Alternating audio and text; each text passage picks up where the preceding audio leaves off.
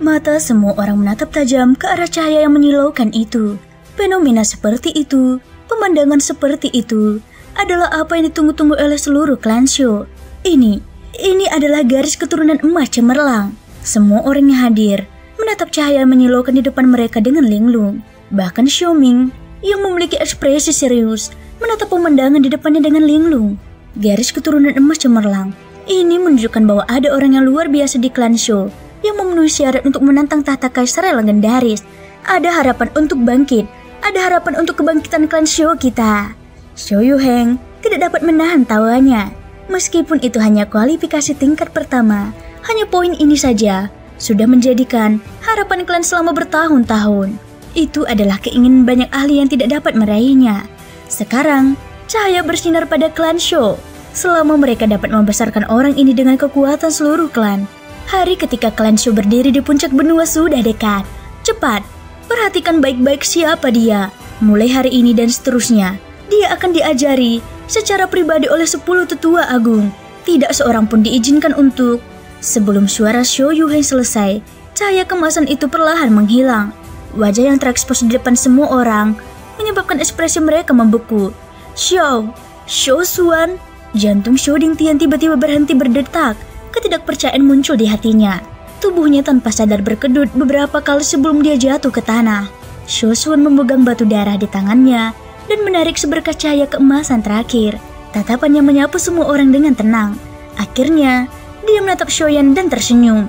Semua orang yang hadir memiliki pandangan kosong saat mereka menatap sosok yang berdiri diam di tengah kerumunan. Sho Xuan, itu benar-benar dia. Orang ini sangat menakutkan. Dia memiliki garis keturunan emas cemerlang. Sho Feng menahan napas dan memfokuskan pikirannya. Hatinya juga sangat terkejut dengan pemandangan mengejutkan di depannya ini. Bahkan Sho Saijun dan yang lainnya memiliki wajah yang tidak percaya saat ini. Dia pernah menebak Ling Er dan Shoyan, tetapi satu-satunya yang tidak pernah terpikir olehnya adalah Sho Xuan. Selama ini, Sho Xuan yang dilihat Sho Saijun hanya berubah setelah Shoyan muncul. Menurut akal sehat, peningkatan kultivasi Sho Xuan sebagian besar disebabkan oleh identitas Shoyan sebagai seorang alkemis. Namun, baru sekarang ia benar-benar mengerti bahwa ia hampir mengabaikan seseorang yang seharusnya tidak ia abaikan. Saat perhatian semua orang tertuju pada Sho Xuan, Sho Dingtian yang tadinya berwajah muram, tiba-tiba memuntahkan seteguk darah.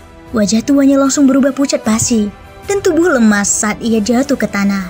Ekspresi Sho Lei berubah dan bergegas maju, tetapi malah didorong oleh Sho Dingtian. Sho Xuan telah mencapai tujuannya hari ini. Mulai sekarang, identitasnya sebagai kepala papilium dalam tidak akan lagi memiliki penghalang. Di sisi lain, Sho Yuheng tidak bisa menyembunyikan kegembiraan di hatinya. Garis keturunan emas cemerlang adalah garis keturunan terbaik yang telah lama didambakan oleh seluruh klan Sho. Sekarang, setelah muncul kembali, dapat dikatakan bahwa itu menunjukkan kebangkitan klan Sho. Sho Xuan saat ini memiliki garis darah emas cemerlang. Terlepas dari apakah kejahatan yang ditanggung Shoyan sebelumnya benar atau salah, itu tidak lagi penting. Namun, Shoyan yang berdiri di luar garis pandang semua orang, berbalik dan pergi tanpa ragu-ragu setelah melakukan kontak mata dengan Sho Xuan. Sejak dia masuk ke klan Sho, dia telah bertahan demi Sho Xuan. Hari ini, semuanya sudah berakhir. Dia tidak peduli dengan apa yang disebut kerabat. Beberapa riak muncul di mata tentang Sho Xuan saat dia melihat punggung Shoyan. Dia sangat menyadari karakter Shoyan. Selama setengah tahun ini, Shoyan telah bertahan sehingga dia bisa mendapatkan tempat di klan Sho. Dia tidak memiliki hubungan darah sedikit pun dengan klan yang busuk dan hedonistik ini. Hari ini, Shoyan akhirnya bisa menyingkirkan beban ini dan pergi. Shoyan, mengapa kau harus melakukan ini? Mungkin ada masalah dengan batu darah tadi. Paling-paling, kita bisa mengujinya lagi. Mengapa kau harus marah hanya karena beberapa kata acak dari Sho Dingtian? Melihat Shoyan hendak melangkah keluar, dan Sho Xuan tidak berniat menghentikannya, Sho Yuheng buru-buru berbicara untuk menghentikannya. Namun, di mata Shoyan, kata-katanya bahkan lebih menghina. Sebagai patriark klan, dia tidak mengatakan kata-kata ini ketika Sho Dingtian membuat keadaan menjadi sulit baginya. Sekarang setelah dia melihat Sho Xuan mengungkapkan garis keturunannya yang mengejutkan, dia tiba-tiba mengubah topik pembicaraan. Itu benar-benar mengelikan. Bahkan anak-anak muda yang hadir saling memandang dan tersenyum tanpa komitmen. Tatapan mata mereka sedikit banyak bercampur dengan kekecewaan dan ejekan. Tak berdaya, Xiao Yuheng hanya bisa menatap Xiao Xuan. Xiao Xuan menatap punggung Xiaoyan yang samar-samar terlihat dan berkata perlahan, biarkan dia pergi. Dibandingkan dengan kekacauan klan, dunia luar jauh lebih lugas dan tegas. Xiao Yuheng terdiam, sementara Xiao Ming dan Xiao Yuhehua yang berdiri di sampingnya masih terdiam. Namun, tatapan mereka mampu melihat luapan emosi di hati mereka saat ini. Awalnya itu adalah ujian, namun tidak seorang pun menyangka bahwa itu benar-benar akan berkembang menjadi hasil seperti itu. Pada saat ini, Xiao Ming Yuan mungkin satu-satunya yang masih mengkhawatirkan Xiaoyan. Tepat saat mekanisme di belakang Xiao Ming berputar, perhatian semua orang langsung tertarik. Ujian batu darah telah berakhir, dan kuil leluhur pun dibuka. Berikutnya adalah puncak acara yang sebenarnya, pengorbanan klan, warisan garis keturunan. Xiao Ming Yuan menatap pintu batu yang perlahan terbuka, tetapi dia tidak memiliki sedikit pun minat di hatinya. Dia melihat ke arah Xiaoyan, lalu dia menghilang dan mengejar Xiaoyan. Mampu membujuk Xiaoyan agar tetap tinggal adalah hal yang lebih penting baginya daripada hal lainnya. Di halaman yang tenang, Xiaoyan dengan lembut membelai kepala kecil Lian Er. Dia menatap mata gadis kecil itu yang sedikit merah. Gadis kecil, apa yang kau khawatirkan? Aku hanya ingin kau tetap di sini. Bukannya aku tidak menginginkanmu. Lagi pula, leluhur Xiao Xuan ada di sini. Dia akan menjagamu dengan baik. Lian Er tidak menyerah. Tangannya memeluk erat lengan Xiaoyan. Dia tidak ingin Xiaoyan pergi apapun yang terjadi. Bagaimanapun, mereka telah melihat terlalu banyak krisis hidup dan mati di sepanjang jalan. Gadis kecil itu juga tahu betapa berbahayanya dunia luar bagi Xiaoyan. Tanpa menyebutkan hal lain, sekelompok orang dari sekte pembantai hantu ingin menangkap Xiaoyan sudah cukup jelas. Xiaoyan juga tidak berdaya menghadapi perasaan Lian Er. Untungnya, Behua yang tampak lemah di sampingnya dengan paksa menarik gadis itu. Dia mendesah pelan dengan susah payah sambil menatap Xiaoyan. Setelah mengalami beberapa kejadian tak terduga, Behua saat ini lebih lemah dari sebelumnya. Aku mengerti apa yang kau pikirkan. Jangan khawatir dan pergilah saja. Bagaimanapun, ini adalah klan Shu. Dibandingkan dengan liku-liku di dunia luar, tempat ini jauh lebih stabil. Daripada mengkhawatirkanku, lebih baik kau tingkatkan kekuatanmu sendiri terlebih dahulu. Bagaimanapun, sudah saatnya klan Shu bangun. Merekalah yang memohonmu untuk bergabung dengan klan mereka, bukan mereka yang menolakmu. Menjelang akhir, mata Behua melirik keluar pintu halaman. Xiaoyan hanya tersenyum. Tak lama kemudian, ia tampak memikirkan sesuatu. Tangannya dengan cepat membentuk segel, dan api segera membumbung di depannya. Setelah itu, api itu perlahan berkumpul menjadi cincin api. Ia meraihnya di tangannya, dan menempelkannya di pergelangan tangan Behua, meninggalkan cincin yang unik. Cincin pil transformasi ya. Dengan status Behua, dia secara alami mengenali cincin api itu sekilas. Xiaoyan berkata, setelah memikirkannya, satu-satunya hal yang dapat menekan sementara dua kekuatan dalam tubuhmu adalah cincin pil transformasi. Setelah aku pergi, jika monster itu berulah lagi, cincin pil transformasi seharusnya dapat menekanmu 3 kali. Aku juga akan berusaha sebaik mungkin untuk menemukan pil pertanyaan surga sebelum itu terjadi dan membantumu keluar dari kesulitan ini. Mendengar ini, mata hitam putih Behua menatap cincin api di pergelangan tangannya. Dia merasakan kehangatan di hatinya. Tak lama kemudian, dia menyeringai dan berkata dengan gaya heroik, "Jangan khawatir, jangan remehkan aku. Saat kau kembali, aku mungkin sudah menguasai kekuatan ini sepenuhnya. Saat itu, aku akan menemanimu menjelajahi wilayah tengah. Aku juga ingin melihat siapa sebenarnya kelompok orang yang berkeliaran di sekitar sini." Xiaoyan tersenyum dan mengangguk. Kelompok orang itu, cepat atau lambat, aku akan menyelesaikan masalah dengan mereka. Behua mengangguk dengan berat.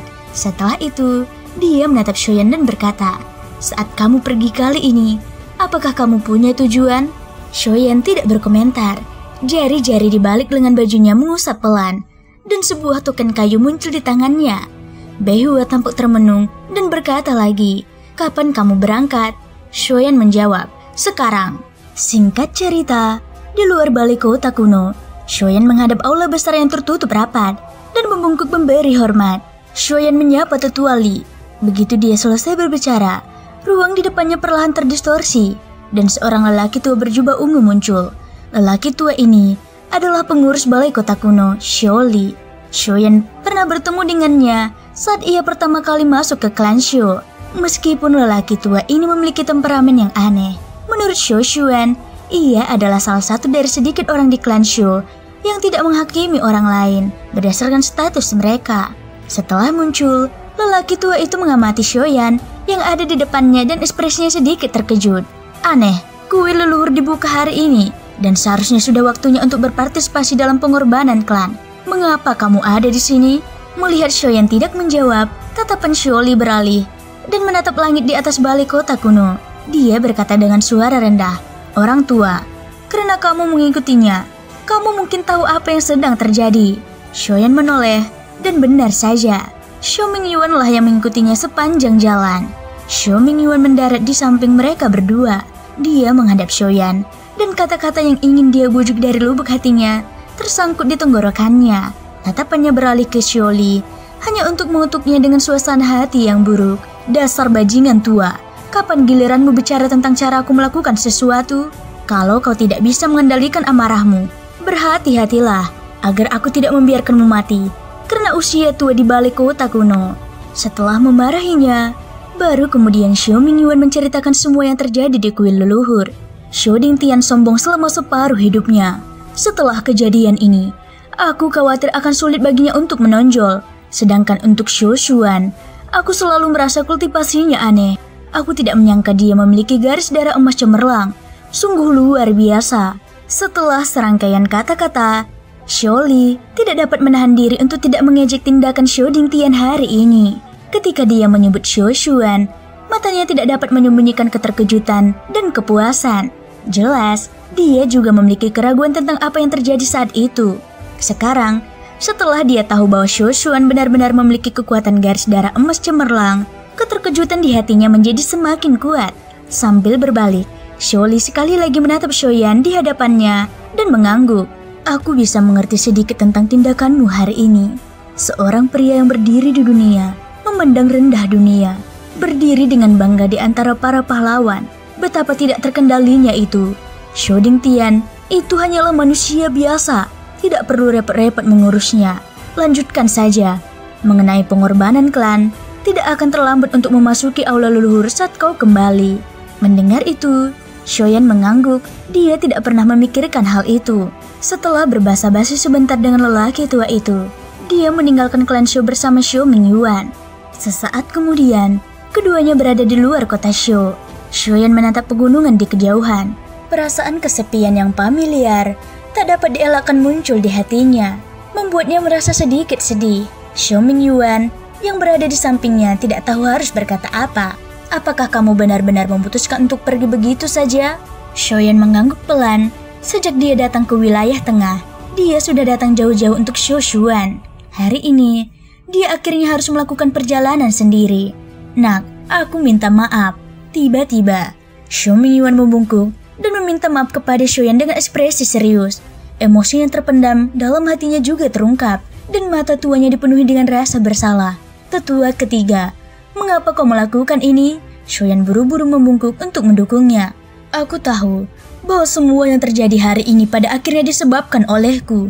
Jika aku tidak gagal menjaga Shou Xuan selama beberapa tahun terakhir, dan jika aku tidak teguh pada pendirianku terhadap klan, tidak akan ada begitu banyak kesalahan. Ini semua salahku. Tetapi aku tetap ingin memintamu untuk percaya bahwa klan Shou benar-benar membutuhkanmu. Kau harus kembali."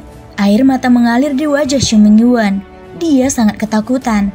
Dia takut Shoyan tidak akan pernah kembali. Dia takut Shoyan akan memutuskan semua hubungan dengan klan Shou. Meskipun dia tahu bahwa Shou Xuan dan yang lainnya masih berada di klan, dia tetap tidak bisa menahan rasa takut ketika dia melihat Shoyan akan pergi. Ekspresi Shoyan sedikit terkejut saat dia melihat lelaki tua itu, yang emosinya tiba-tiba menjadi gelisah. Dia langsung tersenyum dan mengangguk. Terlepas dari apakah itu karena Shou Xuan atau karena garis keturunan di tulangnya, klan Shou ini sudah berhubungan dengannya. Mustahil baginya untuk memotongnya dengan ayunan pedangnya. "Nama keluargaku adalah Shou sejak aku lahir, dan nama itu tidak akan pernah berubah dalam hidupku. Tetua ketiga, kamu bisa tenang saja." Mendengar ini, kabut menyelimuti mata Shou Mingyuan yang keruh. Setelah beberapa lama, dia mengulurkan tangannya dan mengeluarkan beberapa botol giok. lalu memasukkannya ke tangan Shoyan. Nak, akan merepotkan jika kamu berpergian sendirian. Aku tidak punya hal lain untuk membantumu. Pil-pil ini adalah pil yang aku buat di masa lalu. Semuanya berperingkat 7. Simpan saja sebagai cadangan. Shoyan menjawab dengan hormat. Junior menghargai kebaikanmu. Shoyan menyimpannya ke dalam cincin penyimpanannya tanpa banyak keraguan. Meskipun saat ini dia telah melangkah ke alkemis tingkat 7, dia tidak memiliki pil obat tingkat 7 yang telah dia racik sendiri. Pada saat itu, jika dia benar-benar menghadapi bahaya, pil obat ini setidaknya dapat digunakan untuk menyelamatkan hidupnya. Setelah bertukar kata-kata lagi, Shoyan tidak ragu lagi dan terbang menuju ujung langit. Xiao Mingyuan memperhatikannya cukup lama, hingga auranya benar-benar menghilang dari dunia ini. Xiao Mingyuan bergumam pada dirinya sendiri dengan berat. Aku tidak tahu berapa tahun lagi. Di sisi lain, Shoyan terbang di udara seperti kilat. Sesekali, ia melewati beberapa kota di bawahnya. Ketika orang-orang melihatnya, itu seperti melihat meteor di siang hari. Melihat area khusus berwarna merah menyala di sudut peta, Shoyan bergumam pada dirinya sendiri. Suku beringin api dulunya makmur. Mereka juga bisa masuk ke dalam paksi teratas di wilayah tengah. Mereka tinggal di dataran Liuhuo di tenggara untuk waktu yang lama. Meskipun sekarang hanya tersisa cangkang kosong, itu bukanlah tempat yang bisa dimasuki orang biasa dengan mudah. Shoyan menyingkirkan peta itu dan mengeluarkan token beringin api lagi. Panas yang dipancarkan darinya tampaknya mencerminkan suasana hatinya saat ini. Dia tersenyum sedikit. Mantan suku beringin api, aku datang. Kata-kata Shoyan baru saja terdengar ketika tubuhnya yang hendak menambah kecepatannya tiba-tiba menegang. Dia dengan keras menekan telapak tangannya ke udara kosong sebagai refleks terkondisi. Ruang di bawah telapak tangannya hancur saat kakinya dengan keras menginjak udara kosong. Segera setelah itu, dia mundur. Siapa itu? Shoyan mengangkat kepalanya dan meraung. Dalam sekejap, area di sekitarnya diselimuti oleh gelombang kekuatan jiwa. Shoyan tidak berani ceroboh ketika aura di tubuhnya melonjak keluar. Penguasa Shuan di tangannya menyala dengan api yang berkobar. Ekspresinya sangat suram. Kekuatan pendatang baru itu telah melampaui pemahamannya terhadap semua ahli yang pernah dilihatnya sejauh ini. Menarik, pada saat ini, sebuah suara tiba-tiba terdengar dari dunia yang bergetar.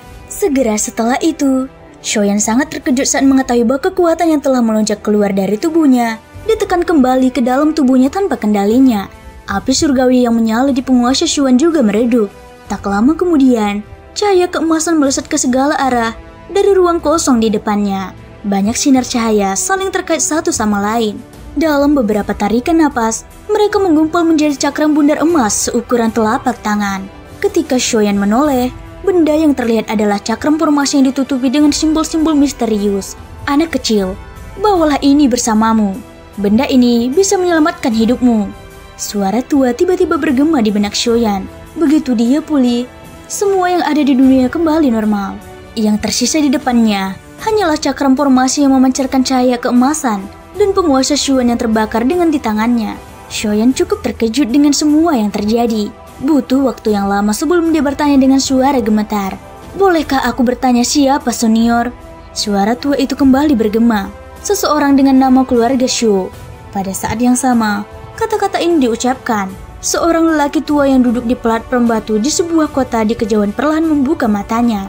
Di kedalaman pupilnya, ada cahaya keemasan yang sangat terang. Singkat cerita, Shin diperlihatkan di tengah hutan yang damai. Gemericik air mengalir dari celah-celah bebatuan, membentuk aliran dangkal di atas rerumputan hijau yang subur. Cahaya terpantul dari air, membuatnya tampak seperti galaksi kecil yang menghiasi pegunungan yang subur. Namun, suasana damai itu tidak berlangsung lama. Suara benturan tiba-tiba meletus dari semak belukar yang lebat, menyebabkan bayangan hitam besar menerobos semak belukar. Bayangan itu menghantam bebatuan gunung dengan keras. Gunung itu runtuh saat batu-batu besar berjatuhan, jatuh ke jurang yang dalam di satu sisi gunung. Raungan marah terdengar saat binatang ajaibnya menyeramkan memancarkan aura jahat. Ekornya yang besar menyapu, meratakan bebatuan gunung di depannya. Saat sepasang mata merah besar menatap tajam ke arah debu yang mengepul di depannya. Ketika suara langkah kaki perlahan-lahan terdengar lebih jelas, sebuah sosok perlahan terlihat di bawah sinar matahari yang cerah. Ia mengenakan jubah hitam dan senyum tipis tersinggung di sudut bibirnya. Wajahnya tampak tidak berbahaya bagi manusia maupun hewan.